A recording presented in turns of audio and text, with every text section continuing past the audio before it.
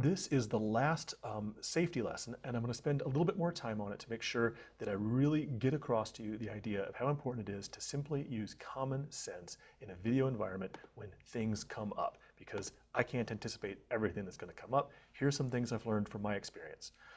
Don't do stunts in a project unless they are approved by the teacher. If you want to do something that simulates stunt work that looks realistic in a video project, you don't need to do anything dangerous. No one should ever be in danger of being harmed in any kind of school project.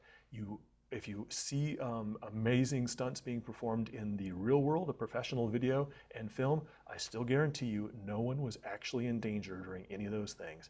It's trickery. It's just the magic of motion pictures, and I'm going to teach you how to do that magic yourself without anyone getting hurt. Don't try to do it yourself without working with the teacher to make sure you know what's safe and what's appropriate. Obviously, don't break traffic laws. But officer, I'm in a video shoot. No, don't try to blame your teacher for something that you chose to do out in the public streets. Please obey all laws. A related one is you shouldn't drive a car and try to operate a movie camera at the same time. That's a recipe for disaster, and it's against the law. It's distracted driving. The camera operator must be separate from the driver if you're doing any kind of motion vehicle shots. And I should add that camera operator should not distract the driver. The driver's job, even if they're acting, is still to drive on the road. And in fact, almost all the car scenes that my students do are done in an empty parking lot, not on city streets, going 5 miles an hour. We just try to shoot in such a way to make it look like you're actually on a real road. Nothing dangerous, no one should be harmed, no one should even be in a situation where they could be harmed for a school project. Don't do anything illegal or unethical on camera. Believe it or not, this comes up. On a camera, don't commit a crime or don't admit to a crime, because then we have a permanent record of that, and you don't want that to exist. I don't want that to exist. Please, when that camera's running, keep it safe. Here's another common sense thing. Every great once in a while in a video production classroom, a piece of equipment breaks or wears out just due to use. It's going to happen most likely on small things like headphones.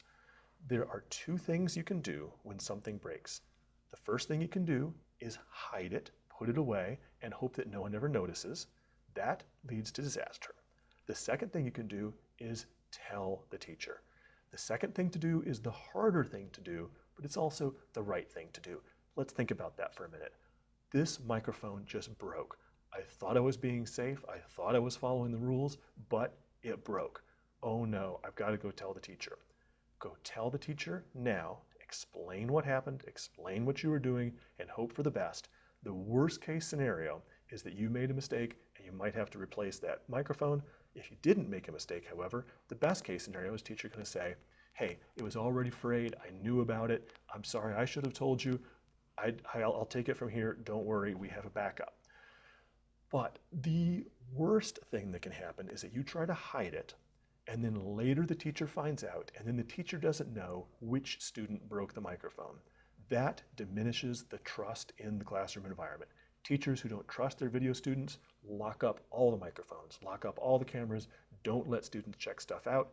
If I need to, I can take a pile of textbooks out of the closet and pass them out to a class of students and say, sorry guys, I don't trust you to actually use cameras because I don't know who broke that microphone and no one will tell me. So until I got an atmosphere of trust, we're all just going to read about video production instead of doing video production. Again, I'm not trying to threaten, I'm just trying to say, in order to create this classroom atmosphere where we work together, where we trust each other and collaborate, I need to know that when something goes wrong, I hear about it. Don't hide the missing problem, just report it, let me know. Sometimes we can tape something up and fix it, sometimes it wasn't even your fault, just let me know. When in doubt, tell the teacher, hey, that's life, right? Own up. When we make a mistake, we fix it. When you make a mess, you clean it up. That's what adults have to do, and that's what you're going to need to do as a video student.